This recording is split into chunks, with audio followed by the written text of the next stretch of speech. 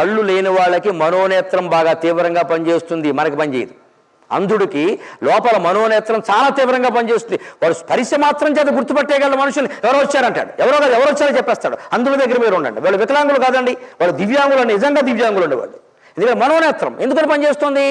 కళ్ళతో చూసే అవకాశం లేదు కాబట్టి వాడు చాలా తీవ్రంగా లోపల తపన పడి నడిచేవాడెవడో, వచ్చిన వాడెవడో, వెళ్ళిన వాడెవడో తెలుసుకునే ప్రయత్నం చేస్తున్నాడు. వాడి మెదడు తీవ్రంగా పనిచేసింది. మనకి 2 కళ్ళు ఉన్నాయి, కళ్ళజోడు కూడా ఉంది కాబట్టి పప్పు శుద్ధంలో కూర్చున్నాం, ఇక్కడ చూసుంటాం. మనం ఆలోచించడం మానేశాం. ఒక కాలు పనిచేయని వాడికి రెండో కాలు 2 కాళ్ళకి సమానంగా పనిచేస్తుంది, ఖచ్చితంగా పనులను చేస్తుంది. మీరు పత్రికల్లో వచ్చే వార్తలు చూడండి, పరీక్షలు కాలివేళ్లతో రాసిన వాళ్ళు ఉన్నారండి, కాలివేళ్లతో. How is it possible? తీవ్ర సంకల్పం.